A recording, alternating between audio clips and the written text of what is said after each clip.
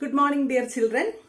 In the previous class in managerial economics, we discussed about various models.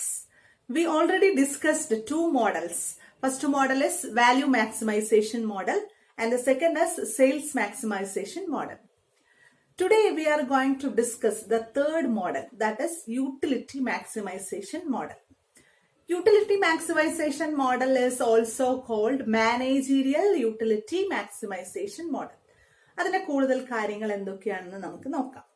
Model utility maximization model. So utility maximization model is the model is developed by Oliver E. Williamson in 1964. Oliver E. Williamson in 1964. So 1964ലാണ് utility maximization model അല്ലെങ്കിൽ utility maximization theory establish ചെയ്തിട്ടുള്ളത്. വില്യംസന്റെ പേര് നമ്മൾ already കേട്ടിട്ടുള്ളതാണ്. എവിടെയാണ് നമ്മൾ കേട്ടിട്ടുള്ളത്? ബൗമോൾസിന്റെ ക്രിറ്റിസിസത്തിൽ നമ്മൾ വില്യംസനെ കുറിച്ചിട്ട് പറഞ്ഞിട്ടുണ്ട്. സോ വില്യംസൺ ആണ് യൂട്ടിലിറ്റി മാക്സിമൈസേഷൻ മോഡൽ 1964 എസ്റ്റാബ്ലിഷ് ചെയ്തിട്ടുള്ളത്. Then, what is the peculiarity of utility maximization model? Utility maximization model is also known as managerial decision theory. So, utility maximization theory is also called managerial decision theory. This theory mainly focused that there are two categories of group relating to the firm. Firmil രണ്ട് തരത്തിലുള്ള categories, അതായത് രണ്ട് group ആണുള്ളത്. ഒരു group എന്ന് പറഞ്ഞാൽ first category includes owners and shareholders of the firm and the second category is managers. അപ്പൊ ഫേമിനെ രണ്ട് ഗ്രൂപ്പാക്കി ഡിവൈഡ് ചെയ്തിരിക്കുന്നു. അതായത് ഫിസിക്കൽ ഗ്രൂപ്പ്സ് അല്ല, ഓർഗനൈസേഷന്റെ ഉള്ളിൽ രണ്ട് കാറ്റഗറീസ് ഉണ്ട്. ഒന്ന് പറയുന്നത് ഓണേഴ്സ് അല്ലെങ്കിൽ ഷെയർ ഹോൾഡേഴ്സ് എന്ന് പറയുന്ന ഒരു വിഭാഗം, മറ്റൊരു കാറ്റഗറി എന്ന് പറയുന്നത് ആരാണ്? മാനേജേഴ്സ് എന്നുള്ള ഒരു category. Shareholders or owners needs maximum return from their investment. Shareholders invest ചെയ്ത എമൗണ്ടിൽ നിന്ന് അവർക്ക് മാക്സിമം റിട്ടേൺ ആണ് അവർ ആഗ്രഹിക്കുന്നത്, അല്ലെ? Maximum dividend. അവരെ റിട്ടേണിന് നമ്മൾ എന്താ പറയാ? ഡിവിഡൻഡ്. ഷെയർ ഹോൾഡേഴ്സിന് അവര് ഇൻവെസ്റ്റ് ചെയ്ത പണത്തിന് കിട്ടുന്ന റിട്ടേണിന് ഡിവിഡൻഡ് എന്നാണ് പറയാ. അവര് മാക്സിമം ഡിവിഡൻഡ് ആഗ്രഹിച്ചുകൊണ്ടായിരിക്കും എന്ത് ചെയ്യുന്നത്? ഒരു ഫേമിൽ ഇൻവെസ്റ്റ് ചെയ്യുന്നത് as usual. So their main motive is getting profitability. കൂടുതൽ പ്രോഫിറ്റ് ഉണ്ടാക്കുക എന്നുള്ള എയിമാണ് ആർക്കുള്ളത്? Share ഹോൾഡേഴ്സിനുള്ളത്. But in the case of managers, their motive is different.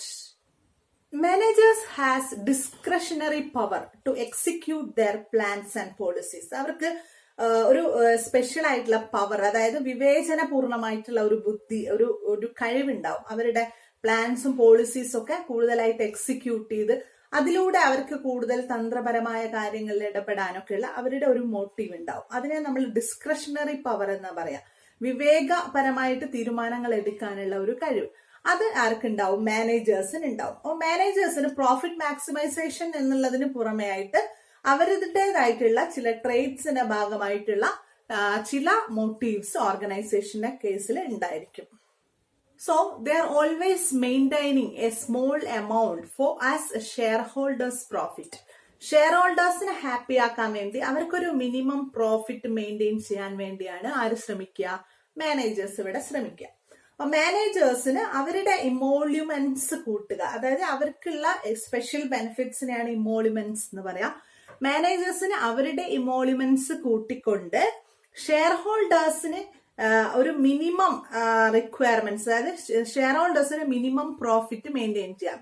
Share ഹോൾഡേഴ്സിനെ ഹാപ്പി ആക്കാൻ വേണ്ടി അവർക്ക് ഒരു മിനിമം പ്രോഫിറ്റ് ഫിക്സ് ചെയ്തിട്ട് ബാക്കിയുള്ളത് ഇമോള്യുമെന്റ്സ് ആയിട്ട്, അതായത് മാനേജറിന്റെ ബെനിഫിറ്റ് ആയിട്ട് എടുക്കുകയാണ് ചെയ്യുന്നത്. സോ ഇവിടെ നമ്മൾ യൂട്ടിലിറ്റി മാക്സിമൈസേഷൻ മോഡലിൽ കാറ്റഗറൈസ് ചെയ്യുന്നത് ഒരു ഗ്രൂപ്പ് എന്ന് പറയുന്നത് ഓണേഴ്സ് അല്ലെങ്കിൽ share holder and another group is manager. Shareholders has no power to conduct or create new policies relating to business. ബിസിനസ്സിലെ കോർപ്പറേറ്റ് പോളിസീസിൽ ഒന്നും തന്നെ ഡിസിഷൻസ് എടുക്കാനുള്ള യാതൊരു റൈറ്റും ആർക്കില്ല? ഷെയർ ഹോൾഡേഴ്സിനില്ല. പക്ഷെ എല്ലാ ഡിസിഷൻസും കോർപ്പറേറ്റ് പോളിസി റിലേറ്റഡ് ആയിട്ടുള്ള ഓൾ ഡിസിഷൻസ് എല്ലാം തന്നെ എടുക്കുന്നത് ആരാണ്? മാനേജേഴ്സ് ആണ്. ഇപ്പൊ സ്റ്റാഫിന്റെ സൈസിന്റെ കാര്യം, അതേപോലെ സ്റ്റാഫിന് കൊടുക്കേണ്ട റിട്ടേൺ, റിലേറ്റഡ് ആയിട്ടുള്ള എല്ലാ കാര്യങ്ങളിലും കോർപ്പറേറ്റ് പോളിസീസ് ക്രിയേറ്റ് ചെയ്യാനുള്ള റൈറ്റ് മാനേജേഴ്സിനാണ്. But in the case of shareholders they have no right in corporate policies. So ഞാൻ റിപ്പീറ്റ് ചെയ്യാണ്, utility maximization model is the model established by Williamson in 1964. In this model, we have to categorize the two parties of people. They are working under an organization. The first category is shareholders or the owners, and the second category is managers. Shareholdersന് ഒരു minimum profit കൊടുത്തുകൊണ്ട് corporate പോളിസീസിലെ decisions എല്ലാം തന്നെ എടുക്കുന്നത് managers ആയിരിക്കും. Share ഹോൾഡേഴ്സിന് profit maximisation ആണ് ഉദ്ദേശമെങ്കിൽ മാനേജേഴ്സിന്റെ ഉദ്ദേശം മിനിമം പ്രോഫിറ്റ് ഷെയർ ഹോൾഡേഴ്സിലേക്ക് എത്തിച്ചുകൊണ്ട് ഇമോളിമെന്റ്സ്, സ്റ്റാഫ് റിട്ടേൺ, അതേപോലെ കോർപ്പറേറ്റ് ഡിസിഷൻസ് എല്ലാം തന്നെ കൺട്രോൾ ചെയ്യുക എന്നുള്ള ഉദ്ദേശമാണ് ആർക്കുള്ളത്? മാനേജേഴ്സിനുള്ളത്. അതുകൊണ്ടാണ് ഈ തിയറിനെ നമ്മൾ മാനേജീരിയൽ ഡിസിഷൻ മേക്കിംഗ് തിയറി എന്ന് പറയുന്നത്.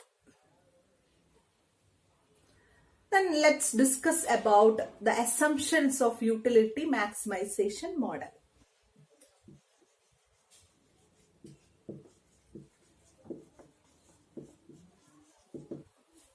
Imperfect competition market.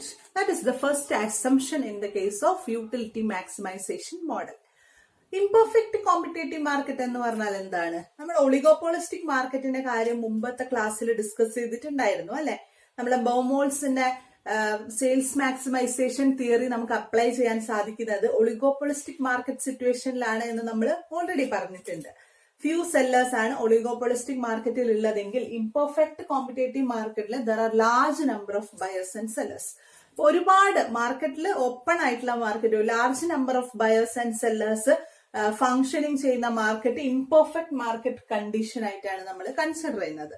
സോ നമ്മളെ യൂട്ടിലിറ്റി മാക്സിമൈസേഷൻ മോഡൽ അപ്ലൈ ചെയ്യാൻ പറ്റുന്നത് ഇംപെർഫെക്റ്റ് കോമ്പറ്റീഷൻ മാർക്കറ്റിലാണ്. അതായത് ലാർജ് സെല്ലേഴ്സ് ഉള്ള, large number of sellers and buyers involve ആയിട്ടുള്ള മാർക്കറ്റാണ് ഇംപെർഫെക്റ്റ് കോമ്പറ്റീഷൻ മാർക്കറ്റിനെ കുറിച്ച് ഡീറ്റെയിൽ ആയിട്ട് നമ്മൾ പഠിക്കും.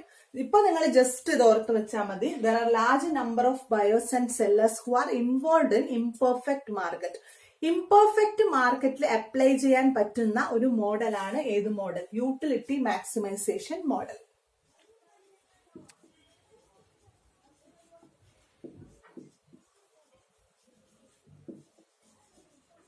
The second assumption is separation of ownership and management. In the case of utility maximization model, നമ്മൾ രണ്ട് കാര്യം നമ്മൾ ഓൾറെഡി ഡിസ്കസ് ചെയ്തിട്ടുണ്ടായിരുന്നു. യൂട്ടിലിറ്റി മാക്സിമൈസേഷൻ മോഡലില് കമ്പനിയിൽ രണ്ട് വിഭാഗമാണുള്ളത്. ഒന്ന് ഓണേഴ്സ് അല്ലെങ്കിൽ ഷെയർ ഹോൾഡേഴ്സ്, രണ്ടാമത്തെ വിഭാഗം മാനേജേഴ്സ് ആണ്. അപ്പൊ ഇവിടെ നമ്മൾ പറഞ്ഞിട്ടുണ്ട് separation of ownership and management. ഇവിടെ ഫേമില് ഓണർഷിപ്പും മാനേജ്മെന്റും സെപ്പറേറ്റഡ് ആയിട്ടുള്ള ഫേമിലാണ് നമുക്ക് യൂട്ടിലിറ്റി മാക്സിമൈസേഷൻ മോഡൽ അപ്ലൈ ചെയ്യാൻ സാധിക്കുക. ഓണർഷിപ്പ് എന്ന് പറയുന്നത് ഒരു വിഭാഗവും മാനേജ്മെന്റ് എന്ന് പറയുന്നത് വേറൊരു സെക്ഷൻ ആയിട്ടും വരുന്ന ഓർഗനൈസേഷനിലാണ് നമ്മൾ യൂട്ടിലിറ്റി മാക്സിമൈസേഷൻ മോഡൽ അപ്ലൈ ചെയ്യുന്നത്. To pay dividends. So this is the third assumption. Minimum profit constraints exist for the firms to be able to pay dividends to shareholders. ഇവിടെ നമ്മൾ മിനിമം പ്രോഫിറ്റ് കൺസ്ട്രെയിൻസിന്റെ കാര്യം നമ്മൾ പറഞ്ഞിട്ടുണ്ടായിരുന്നു അല്ലെ? ഷെയർ ഹോൾഡേഴ്സിന് പ്രോഫിറ്റ് മാക്സിമൈസേഷൻ ആണ് അവരുടെ ഉദ്ദേശം. പക്ഷേ മാനേജേഴ്സ് ആണ് ഇവിടെ കോർപ്പറേറ്റ് ഡിസിഷൻസ് എല്ലാം എടുക്കുന്നത്.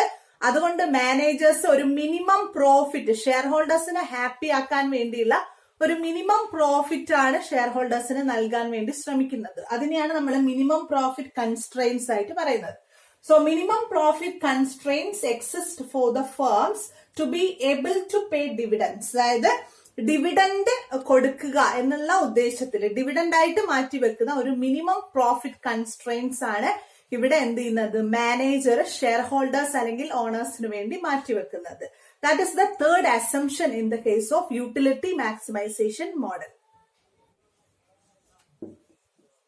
Then the fourth assumption is here the law of diminishing marginal utility applies in the case of utility maximization model. Utility maximization മോഡലില് നമ്മൾ അപ്ലൈ ചെയ്യുന്ന ഒരു ലോ, അതായത് ലോ എന്ന് പറഞ്ഞാൽ എന്താണ്? നിയമം. Diminishing marginal utility. Diminishing marginal utility is a law relating to economics. എക്കണോമിക്സിൽ നമ്മൾ ജനറലി അപ്ലൈ ചെയ്യുന്ന ഒരു റൂൾ അല്ലെങ്കിൽ ഒരു ലോ ആണ് ഡിമിനിഷിംഗ് മാർജിനൽ യൂട്ടിലിറ്റി. ആ ഒരു യൂട്ടിലിറ്റി ഡിമിനിഷിംഗ് ലോ ആണ് എവിടെ അപ്ലൈ ചെയ്യുന്നത്? യൂട്ടിലിറ്റി മാക്സിമൈസേഷൻ മോഡൽ അപ്ലൈ ചെയ്യുന്ന ഫേംസിൽ നമ്മൾ അപ്ലൈ ചെയ്യുന്നത്. അപ്പൊ നിങ്ങൾക്ക് എന്താണ് ഈ ഡിമിനിഷിംഗ് മാർജിനൽ യൂട്ടിലിറ്റി ലോ എന്നൊക്കെ നിങ്ങൾ ചിന്തിക്കുന്നുണ്ടാകും. അത് നമുക്ക് കൂടുതൽ ക്ലാസ്സുകളിൽ അങ്ങോട്ട് നമ്മൾ ഡിസ്കസ് ചെയ്യും. തൽക്കാലം നിങ്ങൾ അസംഷൻസ് കൺസിഡർ ചെയ്യുക. ഏതൊക്കെയാണ് അസംഷൻസ്? ഇംപെർഫെക്റ്റ് കോമ്പറ്റീഷൻ മാർക്കറ്റ് ആണ് യൂട്ടിലിറ്റി മാക്സിമൈസേഷൻ മോഡലായിട്ട് ബന്ധപ്പെട്ട് വരുന്നത്. Then separation of ownership and management. ഇവിടെ യൂട്ടിലിറ്റി മാക്സിമൈസേഷൻ മോഡൽ അപ്ലൈ ചെയ്യുന്ന സ്ഥാപനങ്ങളിലെല്ലാം തന്നെ ഓണർഷിപ്പിനെയും മാനേജ്മെന്റിനെയും സെപ്പറേറ്റഡ് ആയിട്ടാണ് നമുക്ക് കാണാൻ സാധിക്കുന്നത്. Then the minimum profit constraints exist for the firms to be able to pay dividends. കൃത്യമായിട്ട് മാനേജേഴ്സ് അവരുടെ ഷെയർ ഹോൾഡേഴ്സിന് ഡിവിഡൻസ് പ്രോപ്പർ ടൈമിൽ അവരെ ഹാപ്പി ആക്കുന്ന രീതിയിൽ എത്തിക്കാൻ വേണ്ടിയാണ് ഇവിടെ ട്രൈ ചെയ്യുന്നത്. Then here the diminishing marginal utility law is applicable. These are the main assumptions in the case of utility maximization model. Children, please listen. How can we describe Williamson's model? എങ്ങനെയാണ് നമ്മൾ അതിനെ describe ചെയ്യുക? കൂടുതൽ detail ആയിട്ട് നമ്മൾ എങ്ങനെയാണ് അതിനെ പഠിക്കുന്നത്? നമുക്ക് നോക്കാം. ഹിയർ യൂട്ടിലിറ്റി മാക്സിമൈസേഷൻ മോഡലിന് ഒരു മാത്തമാറ്റിക്കൽ ഡെഫിനിഷൻ ഉണ്ട്. അതായത് U is equal to, this is U is equal to F of S M D. That is the mathematical equation of utility maximization model of Williamson's. Williamson's utility maximization മോഡലിനെ നമ്മൾ describe ചെയ്യുമ്പോൾ U എന്ന് പറഞ്ഞാൽ എന്താണ്? It is the indication of utility അല്ലെ? Marginal utility ഫംഗ്ഷനെയാണ് നമ്മൾ എന്തായിട്ട് ഡിസ്ക്രൈബ് ചെയ്യുന്നത്? U. Marginal utility. Marginal utility അതാണ് U. Marginal utility. Then marginal utility നമ്മൾ എങ്ങനെയാണ് കണ്ടുപിടിക്കുന്നത്? എഫ് ഓഫ് എന്ന് പറഞ്ഞാൽ എഫ് എന്താണ്? ഫംഗ്ഷനെയാണ് നമ്മൾ എഫ് എന്ന് പറയും. അപ്പം എന്തൊക്കെ ഫംഗ്ഷൻ ചെയ്താലാണ് നമുക്ക് മാർജിനൽ യൂട്ടിലിറ്റി കിട്ടുന്നത്? S, M and D. ഏതൊക്കെ ഫംഗ്ഷനിങ് ചെയ്താലാണ്? S. What is S? S means staff expenditure. സ്റ്റാഫിന് കൊടുക്കേണ്ട എക്സ്പെൻഡിച്ചർ അല്ലെ? സ്റ്റാഫിന് സാലറി കൊടുക്കേണ്ടി വരും. സ്റ്റാഫ് റിലേറ്റഡ് ആയിട്ടുള്ള കുറെ ചെലവുകൾ ഉണ്ടാവും. അതിനെയാണ് നമ്മൾ സ്റ്റാഫ് എക്സ്പെൻഡിച്ചർ എന്ന് പറയുന്നത്. അതിൽ എന്തൊക്കെ വരാം? മാനേജറിന്റെ സാലറിയും എന്തിൽ വരാം? സ്റ്റാഫ് എക്സ്പെൻഡിച്ചർ ആണ്. മാനേജർ സാലറി ഇതിൽ ഇൻക്ലൂഡഡ് ആണ്. അപ്പൊ മാനേജറിന്റെ സാലറിയും സ്റ്റാഫ് എക്സ്പെൻഡിച്ചറിൽ വരും. സോ യൂട്ടിലിറ്റി കണ്ടുപിടിക്കുമ്പോൾ നമ്മൾ എന്തൊക്കെ എടുക്കും? സ്റ്റാഫ് എക്സ്പെൻഡിച്ചർ എടുക്കും. ദെൻ മാനേജീരിയൽ ഇമോള്യുമെന്റ്സ്, അതാണ് M. M is equal to managerial emoluments. Managerial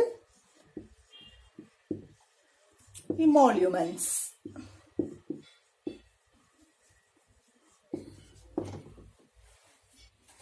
so നമ്മൾ സ്റ്റാഫ് എക്സ്പെൻഡിച്ചർ എടുക്കുന്നു, അതേപോലെ മാനേജീരിയൽ ഇമോള്യുമെന്റ്സ് എടുക്കുന്നു. എന്താണ് ഈ മാനേജീരിയൽ ഇമോള്യുമെന്റ്സ് എന്ന് പറഞ്ഞാല്? ഇമോള്യുമെന്റ്സ് എന്ന് പറഞ്ഞാല് മാനേജറിന്റെ സാലറി ഒഴികെ. സാലറി നമ്മൾ ഏതിലെടുക്കുന്നുണ്ട്? സ്റ്റാഫ് എക്സ്പെൻഡിച്ചറിൽ എടുക്കുന്നുണ്ട് അല്ലെ? സ്റ്റാഫ് എക്സ്പെൻഡിച്ചറിന്റെ കൂടെ മാനേജറിന്റെ സാലറി എടുക്കും. പക്ഷെ മാനേജീരിയൽ ഇമോള്യുമെന്റ്സ് എന്ന് പറഞ്ഞാല് എന്തായിരിക്കും? മാനേജർ ഉപയോഗിക്കുന്ന ലക്ഷറിയസ് ആയിട്ടുള്ള ഓഫീസ് ഐറ്റംസ് ഉണ്ടാവും. അതേപോലെ സ്റ്റാഫിന്റെ കാർ ഉണ്ടാവും. മാനേജർ അല്ലെങ്കിൽ മറ്റു സ്റ്റാഫുകൾ ആരെങ്കിലും ഉപയോഗിക്കുന്ന കാർ ഉണ്ടാവും. അതേപോലെ കമ്പനിയുടെ ഫോൺ ഇമോള്യുമെന്റ്സിൽ വരും. അവർക്ക് കിട്ടുന്ന എന്റർടൈൻമെന്റ് അലവൻസ് എല്ലാം തന്നെ എന്തിന്റെ കാറ്റഗറിയിലാണ് വരിക? ഇമോള്യുമെന്റ്സിലാണ് വരിക. അപ്പൊ എക്സ്ട്രാ ബെനിഫിറ്റ് ആയിരിക്കും എന്ത്? ഇമോള്യുമെന്റ്സ്. അപ്പൊ ഇമോള്യുമെന്റ്സ് ഒക്കെ നമ്മൾ വേറൊരു കാറ്റഗറിയിലാണ്.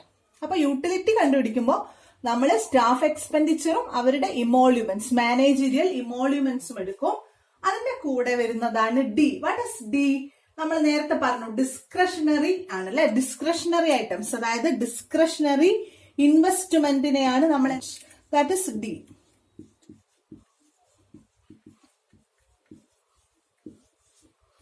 Discretionary investment. So discretionary investment എന്ന് പറഞ്ഞാൽ എന്തായിരിക്കും? അഡ്വാൻസ്ഡ് ആയിട്ടുള്ള ടെക്നോളജീസ് ബിസിനസ്സിൽ ഉപയോഗിക്കുന്നുണ്ടെങ്കിൽ അത്, അതേപോലെ ബിസിനസ്സിൽ യൂസ് ചെയ്യുന്ന ഫർണിച്ചർ, ബിസിനസ്സിന്റെ ഓഫീസ് ഡെക്കറേറ്റ് ചെയ്യാൻ ഉപയോഗിക്കുന്ന മെറ്റീരിയൽ, ലേറ്റസ്റ്റ് ആയിട്ട് ഉപയോഗിക്കുന്ന എക്യുപ്മെന്റ്സ് എല്ലാം തന്നെ ഡിസ്ക്രിഷണറി ഇൻവെസ്റ്റ്മെന്റ് ആണ്. സോ നമ്മൾ യൂട്ടിലിറ്റി കണ്ടുപിടിക്കുമ്പോൾ utility is the total functioning of SMD. S staff expenditure ആണ്, സ്റ്റാഫിന് വേണ്ടി ചെലവഴിക്കുന്ന പണം. മാനേജറിയൽ ഇമോളിമെന്റ്സ്, മാനേജ്മെന്റിന് വേണ്ടി എക്സ്ട്രാ എന്തൊക്കെ ഫണ്ട് ചെലവാക്കുന്നു. അതേപോലെ നമ്മളെ ഓഫീസ് മോഡ് പിടിപ്പിക്കാനും മറ്റു കാര്യങ്ങൾക്കൊക്കെ വേണ്ടിയുള്ള എക്സ്പെൻസസിനെയാണ് നമ്മൾ ഡിസ്ക്രിഷണറി ഇൻവെസ്റ്റ്മെന്റ് ആയിട്ട് പറയുന്നത്. So utility is the combination of these 3 elements.